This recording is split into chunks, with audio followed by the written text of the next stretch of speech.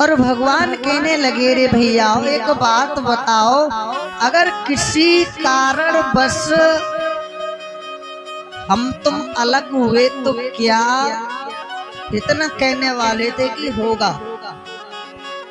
तब तक मधुमगल ने उनके मुख पे हाथ लगा दिया, लाला शुभ शुभ कहे अशुभ मत कहे। अरे जब से तू हमें नहीं मिलाता तब तो हम जी ही रहे तेरे श्याम, और जब से हमें तू मिला है तब से ये जीवन तेरा हो गया। कन्हैया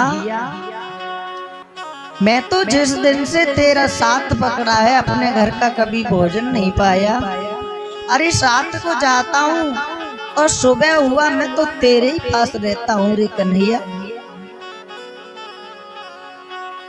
कान्हा इन सब का तो गुजारा हो जाएगा रे श्याम, क्योंकि काऊ के पास गैया हैं, काऊ के पास बछड़े हैं, काऊ के पास खेती है, पर तेरे जा मधुमंगल सखा को गुजारू कैसे होएगा? मैं तो तेरे ही साथ भोजन पाता था और तेरे ही साथ रहकर के जीवन बिताता था। भगवान की आंखों में आंसू आ गए। रे सखाओ कहने लगे, भैया मेरा सखा मेरा मित्र भूखा गरीब तो हो सकता है लेकिन कभी भूखा नहीं रहेगा। कर मन सो मिलिबो भय हो, करमई सो बिछुड़ाए, बाबर करम समार ले फिर मिलेंगे। भैया हमारा तुम्हारा जो मिलन हुआ है ये भी कर्म से हुआ है। बार बार यही बात कहते, लेकिन सखा भगवान से कहते, लाला हम रहेंगे कैसे? आप लगाओ आज 7 दिन हुए मेरे लिए आपके इस नगर में आए हुए, आप लोगों से कितना लगाव हो गया। माताएं बहनें अपना कार्य छोड़कर समय से इकट्ठा पंडाल में आती हैं। आप भी यही देखते हो कि लाला कितने टाइम व्यास गद्दी पे बैठे तो हम जाकर के पंडाल में कथा सुने।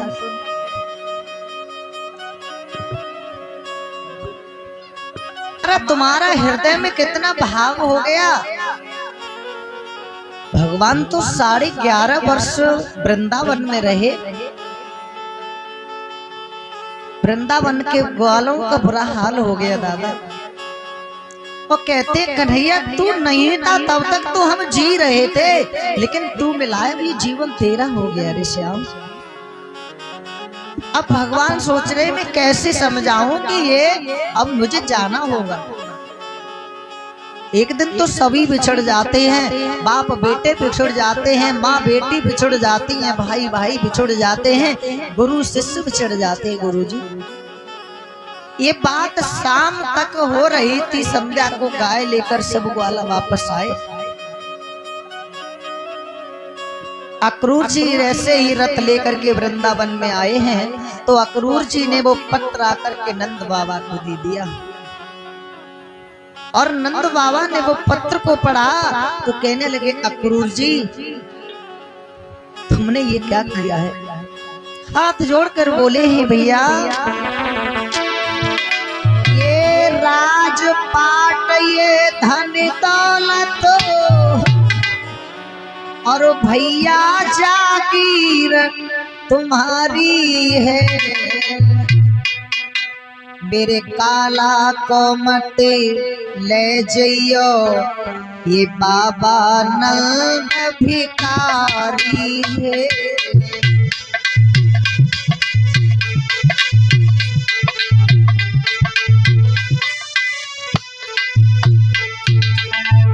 अक्रूर जी से नंद बाबा कहते हैं, रे भैया ये राजपाट ये धनी दौलत अरे भैया जागीर तुम्हारी है, मेरे लाला को मती ले जइयो ये बाबा नंद भिखारी है।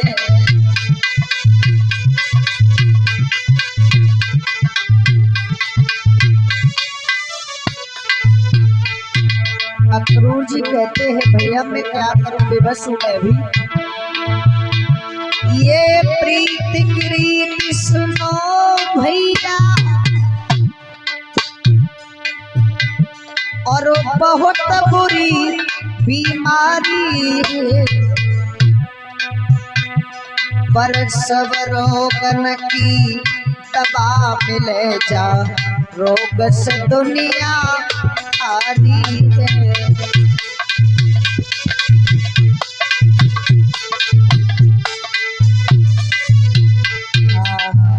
कहने लगे भैया ये राजपाट सब ले लो पर मेरे लालाओं को मत ले जाना।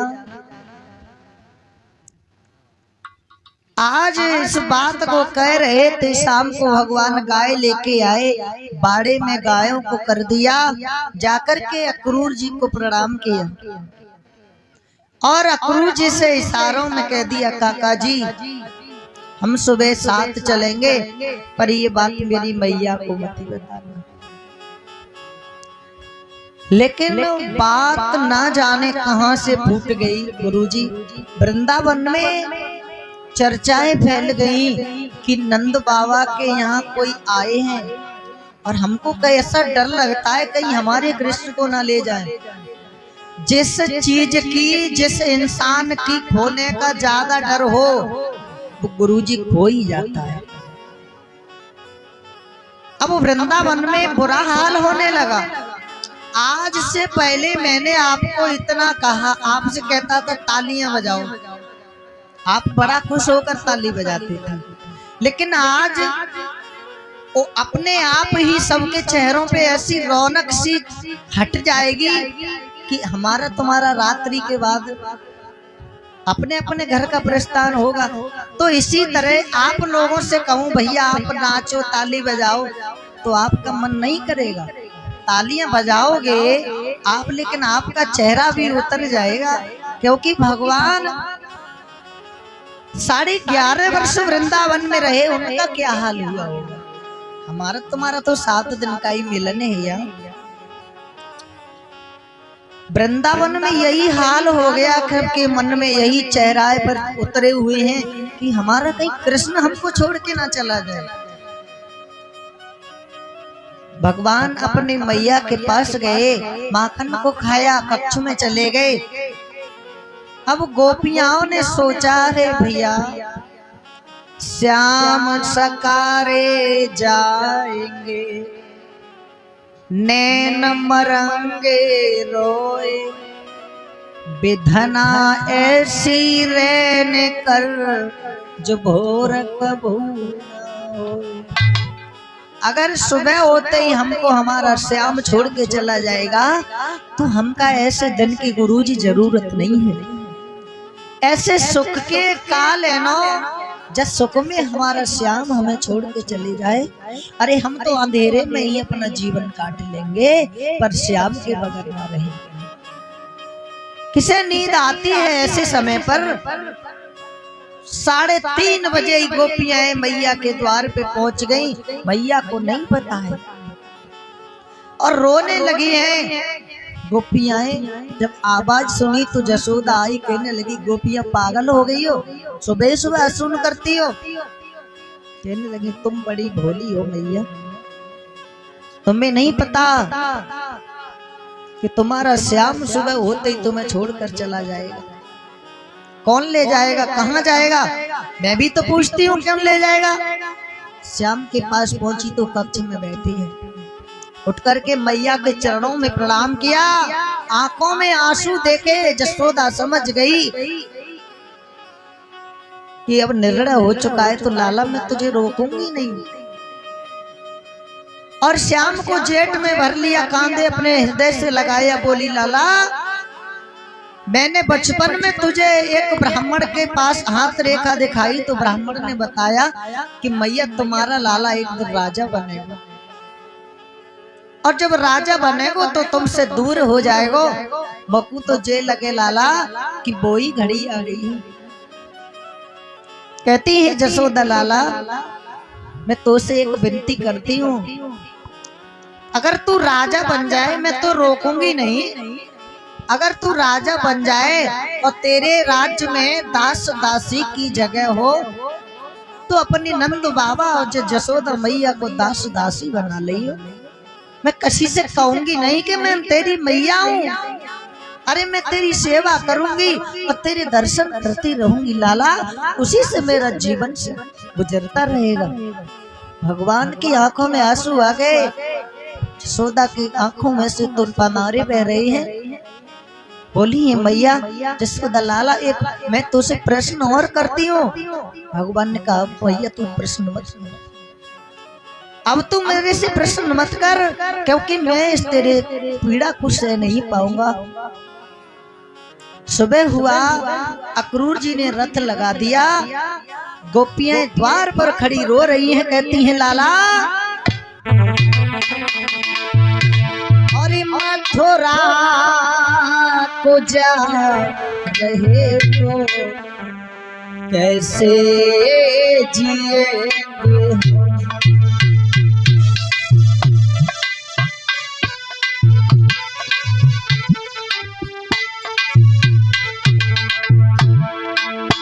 ओ मथुरा को जा रहे हो कैसे जिएंगे।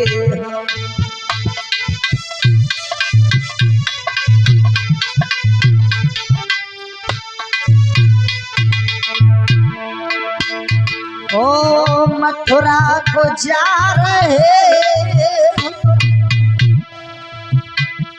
और कैसे जिएंगे हम, और जब याद तेरी आए तो रो रो मरेंगे।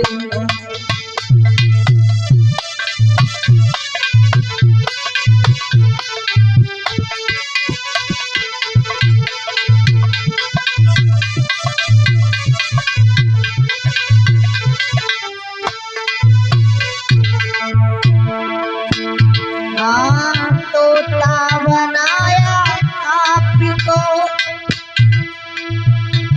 और पिंजरा बनेंगे हम, पिंजरे में बंद करके तेरी बोली सुनेंगे।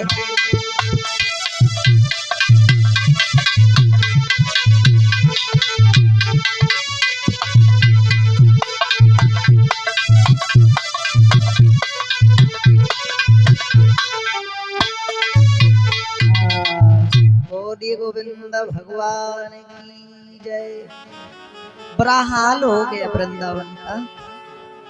अक्रूर जी रथ पर खड़े हैं, कहते हैं लाला चलो देरी हो रही है। जसोदा मैया को समझा दिया है श्याम ने। नंद बाबा कौन में खड़े खड़े तौलिया से आंखों को पोंछ लेते हैं। दादा पुरुष कभी अपने आंसू दिखाना नहीं चाहता है। नंद बाबा को नहीं देखा, भगवान कहने लगे मेरे नंद बाबा कहाँ हैं जिन्होंने मुझे उंगली पकड़ करके चलना सिखाया। जा करके पहुंचे तो एक कौन में खड़ी रो रही है। चरणों को छुआ आशीर्वाद लिया, भगवान कृष्ण रथ पर सवार हो गए। जो इनके सखा थे इन्होंने मन में विचार किया अब अगर श्याम के हम भी ना रहेंगे, आज उन्होंने भी अपने छुपड़ों को जोड़ लिया और सब उसी में सवार हो गए। नंद बाबा ने भी अपना रथ जोड़ लिया, जाने लगे। वृंदावन का बुरा हाल हो गया, आगे को बढ़े हैं। राधा रानी को पता चला, भाग करके आई और रथ के सामने खड़े होकर भगवान कृष्ण के रथ के बाग को पकड़ लिया घोड़े की और कहने लगी कन्हैया इसीलिए प्रेम किया था तुमने।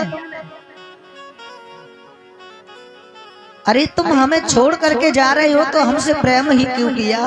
और रो करके राधा कहती है श्याम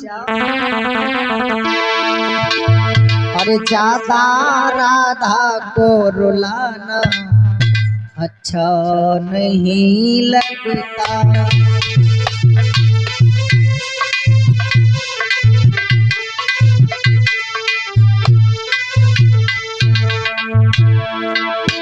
अरे ज्यादा राधा को रुलाना अच्छा नहीं लगता। कहकर पीछे हट जाना अच्छा नहीं लगता।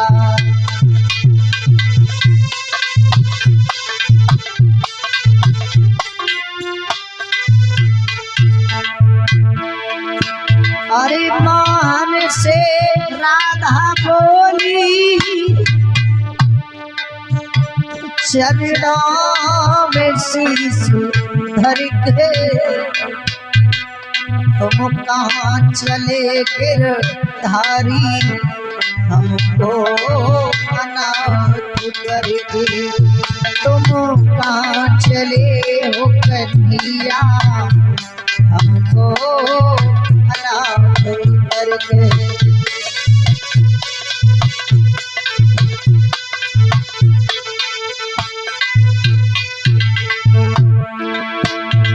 मान से राधा बोली चरणों में शीश धर के तुम कहाँ चले हो मोहन हमको अनाथ करके।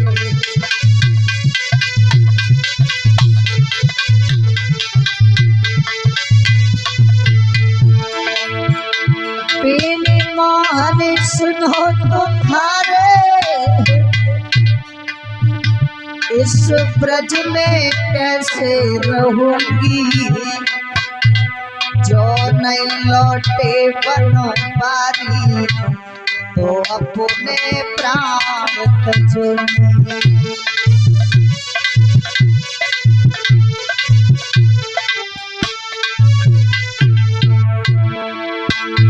मोहन से राधा बोली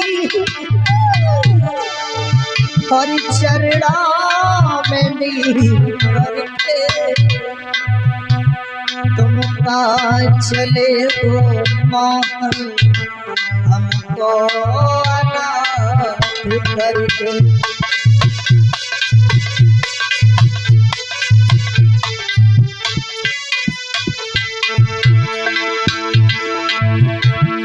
कहती है राधे श्याम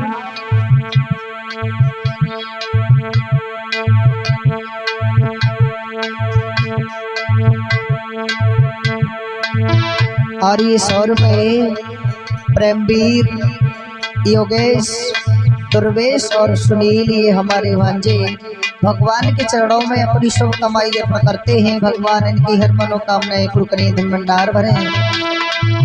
रमिया श्याम समरिया रमिया श्याम समरिया ना देख सकी पैर है कहीं चुनरिया ना देख सकी।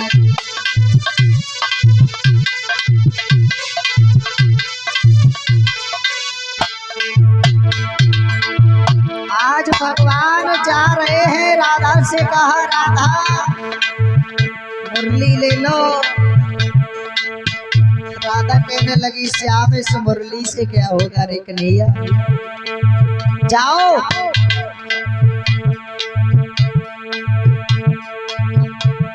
हमने तुमसे प्रेम किया है, कभी भूलेंगे नहीं, लेकिन तुमने हमसे कभी प्रेम नहीं किया था।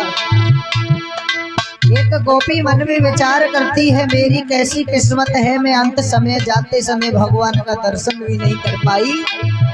रमिया श्याम समरिया ना देख सकी, रमिया कृष्ण कन्हैया ना देख सकी।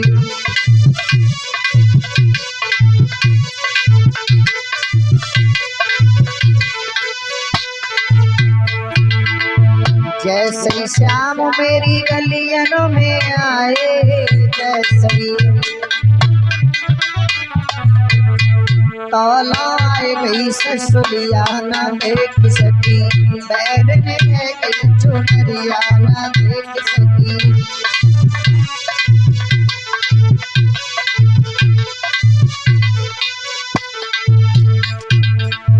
जैसे श्याम मेरी खिड़की पे आए, जैसे श्याम मेरे द्वारे पे आए, जैसे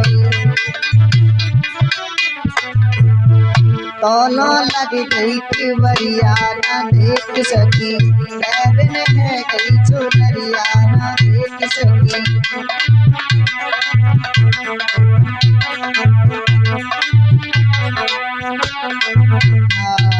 बोली गोविंद भगवान की।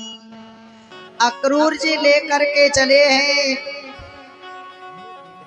भगवान को। जैसे ही जमुना के किनारे पहुंचे सोचने लगे ये जरा जरा से बच्चे हैं भैया, इन्हें जमुना जी से वापस लौटा दूंगा और भोजराज से कह दूंगा जो तेरी इच्छा हो से मुझे कर ले, मैं नहीं लाया। भगवान सोचने लगे अभी काका श्री को ये ब्रह्म है कि भोजराज हमें मार देगा। अक्रूर जी ने जमुना पर स्नान किया, दोनों भैया रथ पर दादा बैठे हैं और जैसे ही अक्रूर जी ने जल में डुबकी लगाई तो दोनों भैया जल में दिखाई देते हैं, ऊपर को उछलते हैं तो रथ पर बैठे हैं। 5 डुबकी लगाई अक्रूर जी ने, 5 बार दर्शन किया, समझ गए भोजराज तू इनका बालवा का नहीं कर पाएगा। अरे मैं तो व्यर्थ में डर रहा हूं, अब तेरा समय नजदीक आ गया, तेरा पाप का बड़ा बढ़ रहा रे।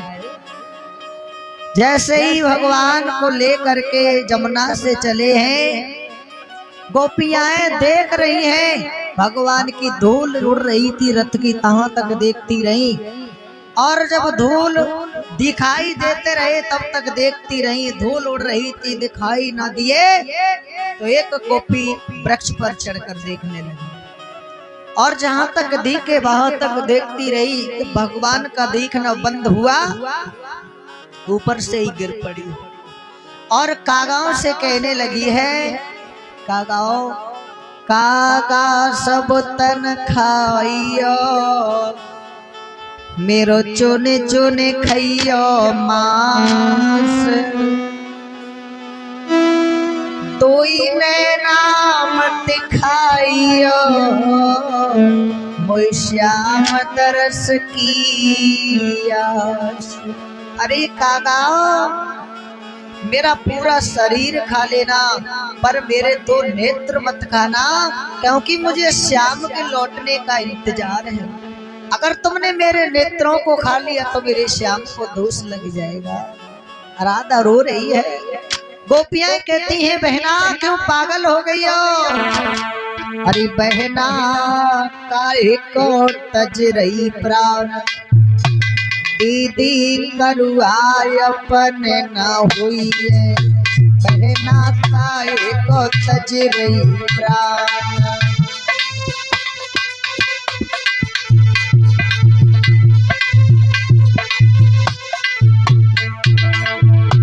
अरे कालो भमर गो बगिया में फूल फूल पड़ रहा, अरे कालो भमर से बगिया में फूल फूल पड़ रहा, और सवर मौलन को रस चूसे फिरे लौटे कबहू ना, दीदी करुआ अपना हुई है पहना, काहे को तज रही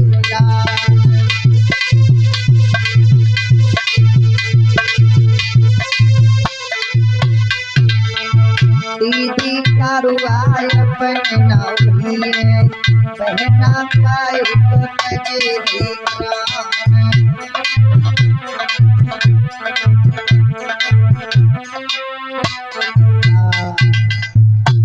समझा दिया। अरे राधा क्यों रो रही है, पागल है, ये कभी किसी के नहीं होते।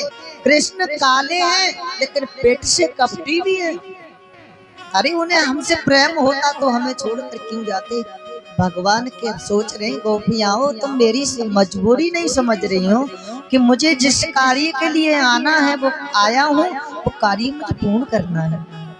चले गए। अक्रूर जी ने ले जाकर भोजराज कंस के बगीचे में ठहरा दिया और कहा, लाला अब मैं तुम्हारे मामा को सूचना दे दूं कि तुम्हारे दोनों कृष्ण और बलराम बगीचे में आ गए हैं। ऐसा करियो, यहीं पास में मेरी कुटी है, दर्शन जरूर दे देना। भगवान कहने लगे, काका शरीफ, अपना कार्य पूर्ण होने के बाद जरूर हम आएंगे। अब पीछे से ग्वाल बाल नंद बाबा भी सब पहुंच गए, उसी बगीचे में ठहरे हैं। इधर भोजराज कंस का जो धोबी था वो वस्त्र धोने के लिए घाट पर जाता था। भगवान ने कहा कि नंद बाबा से कि बाबा आपकी आज्ञा हो तो हम मथुरा नगरी को दिखाएं। नंद बाबा कहने लगे, लाला किसी से उलझ मत जाना, आप जा इच्छा है तो चले जाओ, घूमते रहना।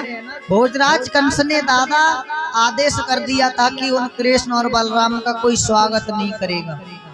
तो गोपियां सोचने लगी, अरे भोजराज तू भगवान का भी स्वागत नहीं करने देगा, चल ठीक है मार्ग से ही तो ना करने देगा, अपनी छत्र अटारी पे खड़ के तो दर्शन कर सकते हैं।